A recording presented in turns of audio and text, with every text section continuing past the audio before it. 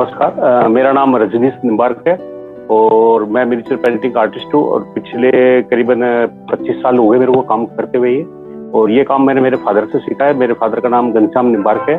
जो जनरेशन के हिसाब से अगर हम काम करें तो हमने प्राचीन जो मिनिएचर कला है उसको जीवित रख रखा है अभी तक, और आने वाली पीढ़ी के लिए भी हम कुछ देना चाहते हैं, क्योंकि आज के आने वाली पीढ़ी जो है इस व्यवसाय से, इस पेंटिंग से बहुत दूर होती जा रही है। अभी आज के टाइम पे नई जनरेशन कुछ सीखने भी नहीं आ रही है, क्योंकि जो डिजिटल प्रिंट का जो काम चल रहा है उसके अकॉर्डिंग कहीं ना कहीं हस्तशिल्प बहुत दूर होती जा रही है। लेकिन मैं फिर भी लगा हुआ हूँ, मिनिएचर पेंटिंग लोगों को सिखाता हूँ और ट्रेनिंग पे दे रहा हूँ और अपना खुद का काम भी कर रहा हूँ। मेरे को राजस्थान सरकार से स्टेट अवार्ड मिल चुका है और नेशनल अवार्ड की भी मैं कंपटीशन में तैयारी कर रहा हूँ। आप मिनिएचर पेंटिंग के बारे में जानना चाहेंगे तो मिनिएचर पेंटिंग एक बहुत बड़ा सब्जेक्ट है और राजस्थान में तो बहुत ही अच्छा इसका उठाना आया था, क्योंकि पुराने टाइम पे जो राजा महाराजा लोग थे वो आज के टाइम पे जैसे हम फोटोग्राफी करते हैं, कोई शादी ब्याह होता है तो फोटोग्राफी करते हैं। पुराने टाइम पे लोगों के पास में ऐसा कोई ऑप्शन नहीं था कि उनका कोई फंक्शन होता था, कुछ शादी ब्याह होते थे या कहीं युद्ध में जीत के जा रहे हैं तो वो उसकी एक मेमोरी के लिए कुछ रखना चाहते थे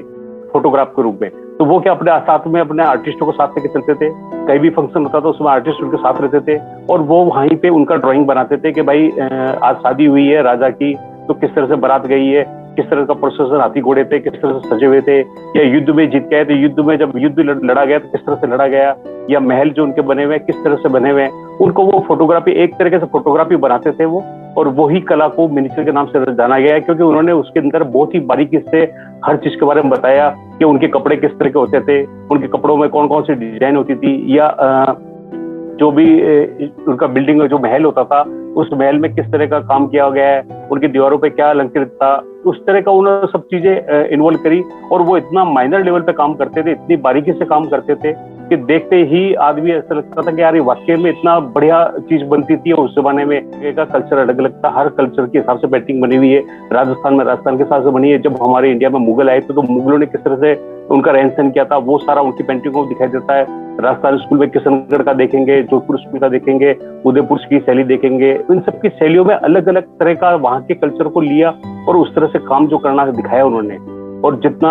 जंगल में अगर घास भी लग रही है तो घास किस तरह से लग रही है, या कोई एलिफेंट चल रहा है, एलिफेंट खड़ा भी है तो एलिफेंट की स्किन पे कितने सल पड़ रहे हैं, उसके कितने हेयर है, यहाँ तो उनके सबके एक एक बाल को दिखाया गया है, जो आज हम अगर मैग्नीफाइंग गिलास से देखते हैं तो पता चलता है कि इतना बारीक काम होता था। उतना बारीक काम वो नंगी आंखों से करते थे। उस समय कोई चश्मे नहीं थे, ना कोई मैग्नीफाइंग गिलास था, लेकिन उतना डिटेल से उन्होंने काम किया है। तो दोस्तों, मिनिएचर पेंटिंग के बारे में बहुत कुछ है और मैं आपको विस्तृत रूप से कभी जब आप हमारे साथ बैठेंगे, बातचीत होगी तो जरूर जानकारी दूंगा। Thank you.